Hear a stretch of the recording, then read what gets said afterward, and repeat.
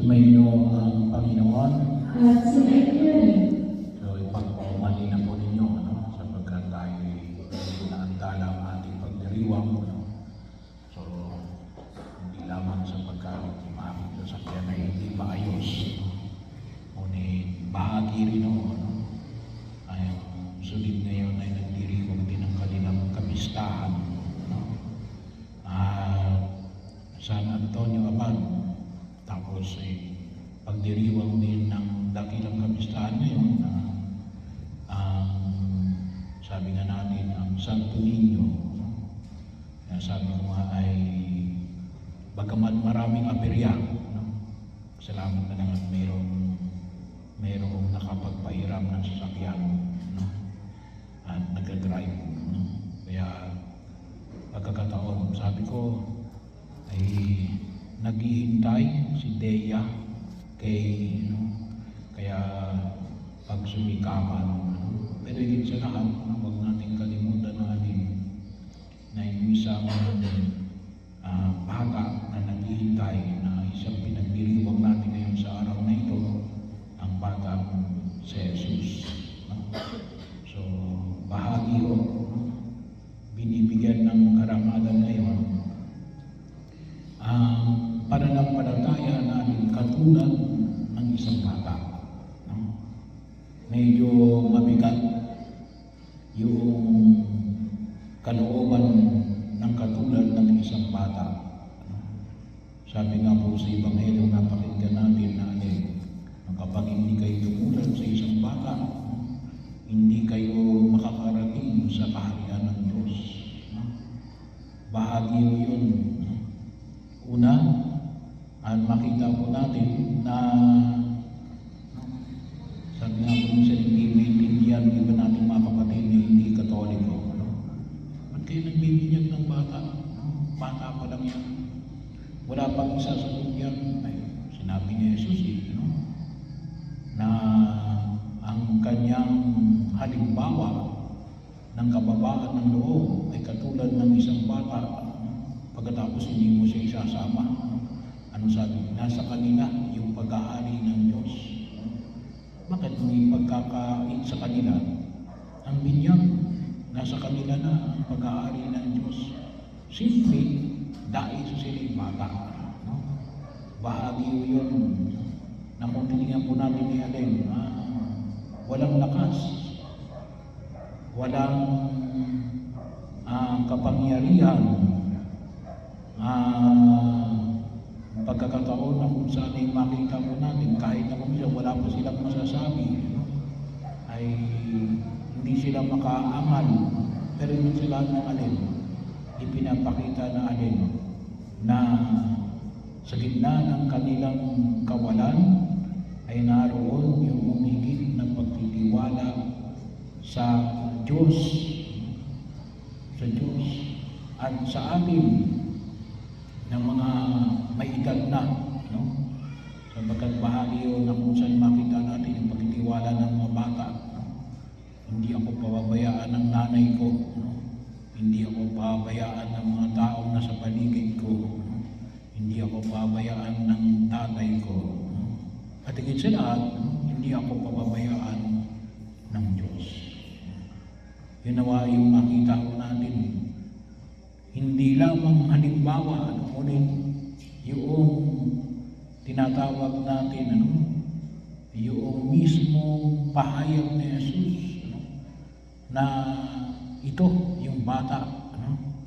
Kaya bilang pinagkaharian ng Diyos. At sa pinagkaharian ng Diyos, bata pa bata pa. Kaya, sana nga po ay pahalagaan natin yung presensya ng mga bata. Kasi yung pinaka-presensya nila ay presensya ng Diyos. At ganun yung kababaan ng Diyos. Biro mo yun, ninais niya na makita ng tao na itong makapangyarihang Diyos ay naging tao at naging bata.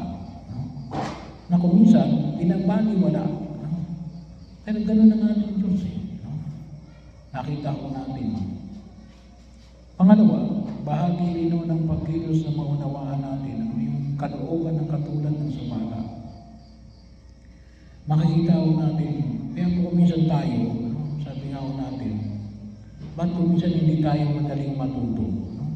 Kasi mayroon na tayong mga kuminsan nilalagay sa utak natin. Yung bata, sabi nga natin, walang-wala pa yan eh. Yan ay katulad ng isang baso na walang laman. Kaya kahit anong ilagay mo dyan, pwede. Eh, kapag kahit tumanda ko minsan, marami ng laman. Kaya kahit anong ituro mo, dahil ayaw nilang alisin yung laman, hindi nila makuha. As long as kung mayroon silang kababaan ng loob. Kaya bahagi ko yun, makita ko natin.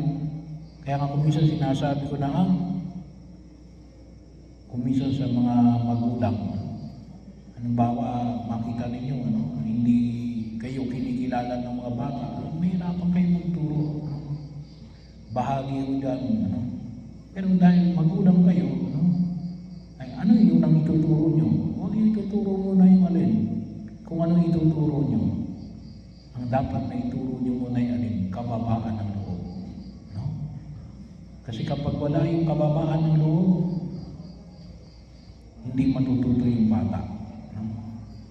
Kasi anong mangyayari? Sasalangin lang niya. Sasalangin lang niya.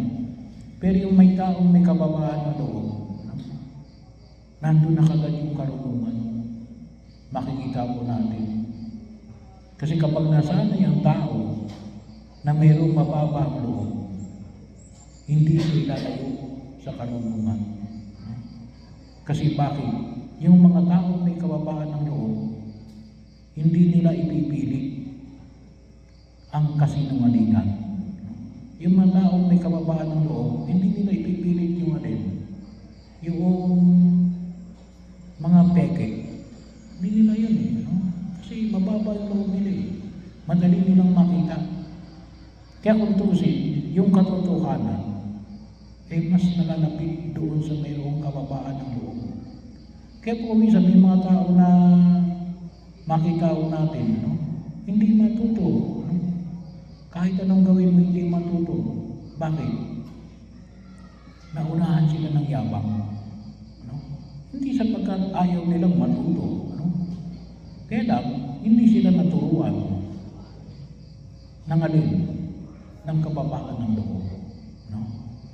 Kaya napakalaga ho, na isa sa dapat din natin ituro yung alin, yung kababaan ng loob. Kasi kapag ang tao ay kababaan ng loob, hahanapin at hahanapin yan ang katotohanan.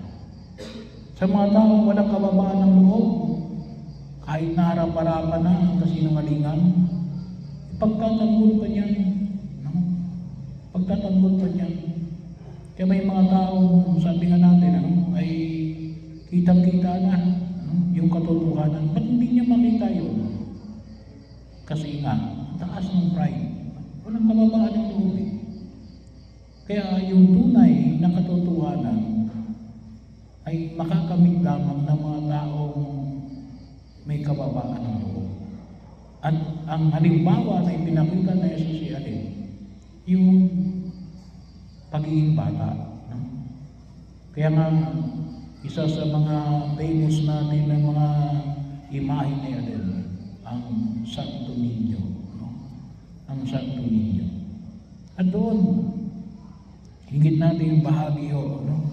Kasi hindi pwedeng ituturo ng isang may kababaan ng loob ang mga bagay na malayo sa katotohanan. Sapagkat na yun ang isa sa pinakasusi. Kaya nga, yun ang sabi ni Jesus.